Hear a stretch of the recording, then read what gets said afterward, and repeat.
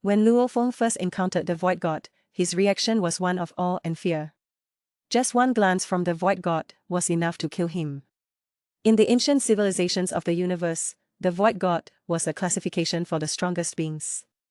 In Luo Feng's universe, they were above even the strongest beings, transcending reincarnation, which was the goal Luo Feng had been pursuing all along. He hoped that his human race could exist eternally. Luo Feng's first encounter with the Void True God happened when he became the Lord of the Universe. In the original work, Luo Feng witnessed numerous breathtaking, small-scale battles in the Jian Marsh of the Jin world. The participants in these battles were all masters at the Law Lord level, and their clashes served as both a test of strength and a prelude to the ultimate battle between Xiandu Mountain and Jian Marsh. The warriors of Xiandu Mountain were robust and majestic, their footsteps trembling the earth as they charged ferociously towards the alien beasts of Jian Marsh. These beasts were equally formidable, each one comparable to a beast god. The Jian Marsh, a magical place, had stable space capable of withstanding their fierce battles. In the original universe, or the Universe C, such battles would have long caused a space to shatter. As the battle raged on with roaring beasts and warriors wielding giant axes, the leader of Xiandu Mountain suddenly ordered a retreat.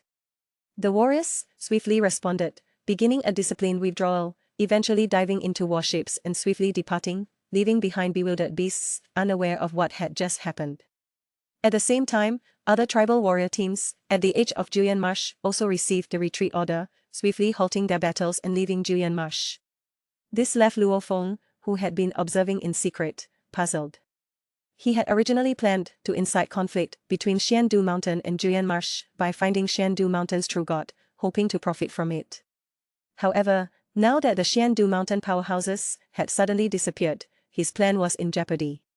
His teammate Wu, he anxiously asked Luo Feng what they should do next.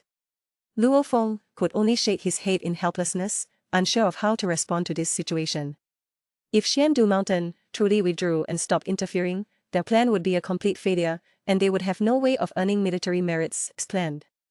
Meanwhile, the captain and his team who had abandoned Luo Feng also encountered the same issue. They had disguised themselves as Xiandu Mountain warriors to kill the alien beasts of Jian Marsh, but now that the Xiandu Mountain warriors had retreated, they risked being exposed by Jian Marsh's powerhouses if they continued their disguise. The captain decided to wait temporarily and observe the situation. Thousands of light years away, in the wilderness, the true gods of Xiandu Mountain and other warriors were gathering, their auras overwhelmingly powerful, numbering in the thousands. As the true gods joined one after another, along with the Law Lords, the sky above was densely packed with warriors. The leader announced that all teams returning from training and all the true gods were ready to face the upcoming battle. Among the four major tribes of Xiandu Mountain, 3 powerful Void True Gods led a war against Jian Marsh. Xiandu Mountain, as a tribal alliance, had a true god leader in each tribe. Faced with the provocation from Jian Marsh, the warriors of Xiandu Mountain prepared to punish their enemies with death. Just as Luo Feng was feeling troubled, he noticed a large number of tribal warriors appearing above Jian Marsh. These warriors were so imposing that they covered the sky like a dark cloud.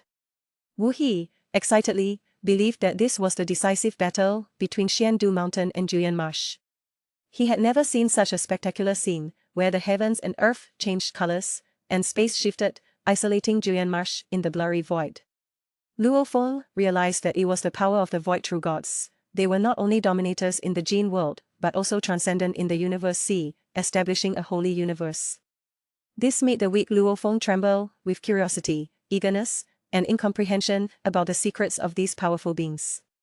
Through the inheritance of the Dong River line and exchanges with individuals like Bei Feng and Wu He in the Jin world, he had gained some preliminary understanding. The mysterious veil of the True Gods and Void True Gods. In Luo Feng's universe, the True Gods were known as the strongest in the universe, having their own small universes and being able to command with a word. This ability was actually a respect from the source will of the original universe, temporarily conceding control of an area to the True Gods. However, this ability was not the true understanding of the law by the True Gods, but rather a gift from the original universe. If the original universe were to reclaim this gift, the True Gods would lose this ability. The Void True Gods, on the other hand, represented a huge leap. They had a deeper understanding and mastery of the universe's existence. Unlike the true gods, the void true gods could truly control a void, a power they had comprehended and mastered on their own. Even the source will of the original universe could not take this ability away from them. With just a thought, the void gods could create a void and demonstrate unparalleled combat power. They could easily kill true gods and lords of the universe, with just one glance being enough to make Luo Feng perish. The ruler of Jian Marsh, Jian, was a powerful void true god, and his name became the name of the land, while his power made Jian Marsh a formidable force. In this conflict, the rulers of Jian Marsh's void true gods also demonstrated their powerful strength, resisting the invasion from the outside. Luo Feng and Wu He, two new soldiers, hid in the grass, witnessing the conflict of this super army. Wu He revealed to Luo Feng the power of Jian Marsh and the situation under Jian's rule. He mentioned that although Jian Marsh had 3 void true gods, 2 of them sought refuge under Jian due to being pursued by enemies, while Wu He's father was the master of Bizanhai, also impressed by Jian's strength, but they believed that the other 2 void true gods were not as powerful as Jian. Luo Feng was surprised by this, realizing that the disparity in strength between void true gods could be so great. He pondered that as the Lord of the universe, he had already been able to control and defeat true gods. Even in battles against lords of the universe of the same level, he could win with just one move. So, the battles between void true gods should also have a similar absolute suppression. As he explored the various levels above the true gods, Luo Feng discovered that the ultimate goal of the path of the law was to control the chaotic law. However, chaos law was not the end. The 3 generations of ancestors of the Dong River lineage even surpassed the chaotic law. So, what level was above the void true gods? In fact, in the Jin world, there were 4 major armies, namely the East Army, North Army, South Army, and West Army. The leaders of these armies were the 4 generals, whose power surpassed that of the void gods. As Wu He and Luo Feng discussed amidst the grass, the battle between the forces of Jian Marsh and Xiandu Mountain erupted in the sky. After negotiations between the highest leaders of the 2 sides failed, they immediately engaged in fierce combat. Wu He and Luo Feng looked up, only to see 2 huge dark clouds rapidly colliding and merging, symbolizing the beginning of the war. In this battle, although the void true gods had a significant impact on the overall situation, the power of the lower-level warriors was equally significant. The numerical advantage could compensate to some extent for the difference in quality. For example, tens of thousands of Law Lord units combined could defeat any one void true god. Additionally, with the assistance of mechanical treasures, the power of the true gods would be greatly enhanced. However, within the Jin world, the use of certain collective, mechanical treasures was prohibited to maintain relative peace in the world. In this battle, the rate of fall of the Law Lord warriors was extremely fast, their weapons and armor falling from the sky.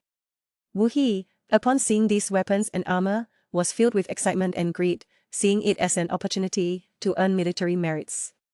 However, Luo Feng remained calmer, believing that collecting the bodies of true gods was the key to completing the military mission. Although Wu He was eager, he also understood that obtaining the bodies of true gods was not easy because once a true god fell, there would be specialized true gods to retrieve the body, and they would not easily let outsiders have them. This battle was not only a collision between 2 superpowers, but also a test of the intelligence and courage of Luo Feng and Wu He. They needed to find opportunities in the battle to complete the military mission while avoiding dangerous situations. Luo Feng, this guy is truly blessed by fortune. One after another, he's receiving alien inheritances. First, let's talk about the inheritance of the Meteor Ink Star. That's right, it's the inheritance that everyone thought was at the bottom. But let me tell you, this Meteor Ink Star inheritance is no joke. It contains cultivation methods, treasures, and secret techniques, which can be said to be quite comprehensive. And, to make it easier for Luo Feng to cultivate, the owner of the Meteor Ink Star, Huyan Bo, specially refined a heritage soul crystal. He even considered the funds needed for Luo Feng's cosmic adventures and later cultivation. Such meticulous care is truly touching. Using this inheritance, Luo Feng cultivated all the way to the cosmic level, eventually obtaining the identity of a member of the original secret realm of the Cosmic Virtual Corporation. Next, let's talk about the inheritance of Seed Mountain. This inheritance, Luo Feng obtained after enduring countless hardships in the extraterritorial battlefield. The inheritor, Seed Mountain Guest, is an extraordinary figure. His inheritance is assessed in the form of trials, with the content being to recognize the Star Tower as master. For this inheritance, Luo Feng spent nearly 7,000 years gnawing on this tough bone. In the end, he not only successfully passed the assessment but also became Seed Mountain Guest's third disciple, gaining the Star Tower and the Jia armor, as well as the amazing 9 Calamity scripture. Now, Luo Feng can be said to be even more powerful, walking horizontally in the universe without any problem. Of course, Luo Feng's path of inheritance isn't over yet. He still has the inheritance of the 9 Universe Chaos Monument, which is one of the 52 major inheritances of the Chaos City, second only to the second inheritance of the Giant X Chaos Monument. In terms of strength, this inheritance is very likely left by the master of the Chaos City. Because Luo Feng took over the body of the Golden Horn Giant Beast, showing amazing talent, he was noticed by the true inheritor king and the master of the Chaos City, and accepted as a disciple. With this inheritance, Luo Feng is like a fish in water on the path of cultivation, advancing by leaps and bounds. In summary, these alien inheritances of Luo Feng are one more amazing than the other, allowing him to grow from an ordinary teenager to a pinnacle powerhouse in the universe. These inheritances not only allowed Luo Feng to go further on the path of cultivation, but also enabled him to make friends and enemies with many powerful individuals. It is through these experiences that Luo Feng step by step ascended to the pinnacle of the universe.